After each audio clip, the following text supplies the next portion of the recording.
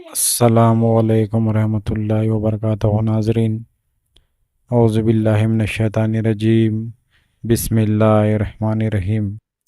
آج ہم بات کریں گے حضرت گھوڑے شاہ سہروردی رحمۃ اللہ علیہ کے بارے میں۔ حضرت گھوڑے شاہ رحمۃ اللہ علیہ کا اصل نام سید بہاؤالدین جھولن شاہ رحمۃ اللہ علیہ ہے، اور شمالی لاہور میں آپ کا مزار کافی مشہور ہے۔ آپ مادرزاد ولی تھے۔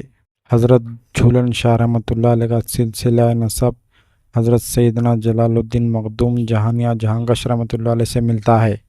آپ کے والد ماجد کا نام سید شاہ محمد رحمۃ اللہ علیہ تھا۔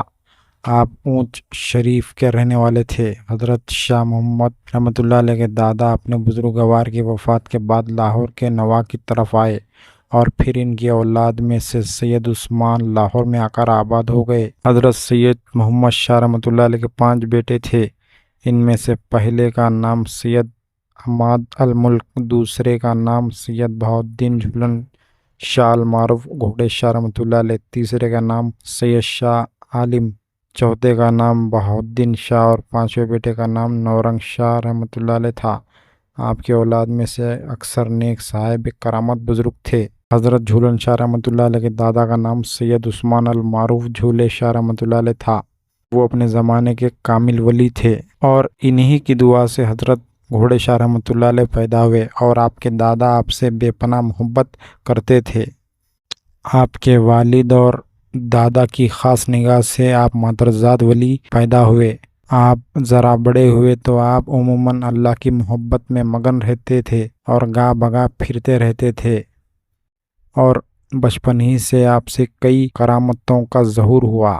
آپ کو بچپن ہی سے گھوڑوں سے پیار تھا، اور اسی نسبت کی وجہ سے آپ گھوڑے شاہ مشہور ہوئے، اور آپ کے دادا سید عثمان شاہ جھولا رحمۃ اللہ علیہ کی نسبت سے آپ کو جھولن شاہ بھی کہا جاتا ہے۔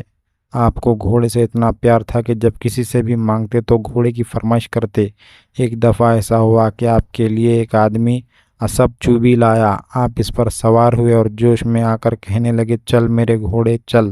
قدرت الہی سے وہ لکڑ کا گھوڑا دوڑ پڑا۔ اسی دن سے آپ کا نام گھوڑے شاہ مشہور ہو گیا۔ آپ رحمۃ اللہ علیہ کو گھوڑے کی سواری کا شوق بے حد تھا، چنانچہ جو بھی آپ کے پاس مٹی کا گھوڑا بنا کر لاتا تو آپ اس کے حق میں دعا فرما دیتے۔ آپ کی دعا بارگاہ رب العزت میں مقبول ہوتی، اور ہر آنے والا شخص اس طرح اپنی مراد کو پہنچتا۔ اس طرح آپ کے مجیب الدعوات ہونے کی شہرت پھیل گئی، اور خلقت کا ہجوم رہنے لگا، تو حاجت مند جوق در جوق آپ کے پاس فیض حاصل کرنے کے لیے حاضر ہوتے اور اپنے مقصد کو حاصل کرتے۔ جب آپ کے والد سید محمد شاہ رحمۃ اللہ علیہ کو آپ کے بارے میں علم ہوا کہ آپ فیض کو وقت سے پہلے ہی لٹا رہے ہیں، تو آپ نے بہت برا محسوس کیا، اور فرمایا کہ یہ لڑکا اسرار الہی کو راز میں نہیں رکھ سکتا، اور نہ ہی اس قابل ہے۔ تو انہوں نے کہا کہ بس بیٹے بس، ان کا کہنا تھا۔ آپ اللہ کو پیارے ہو گئے۔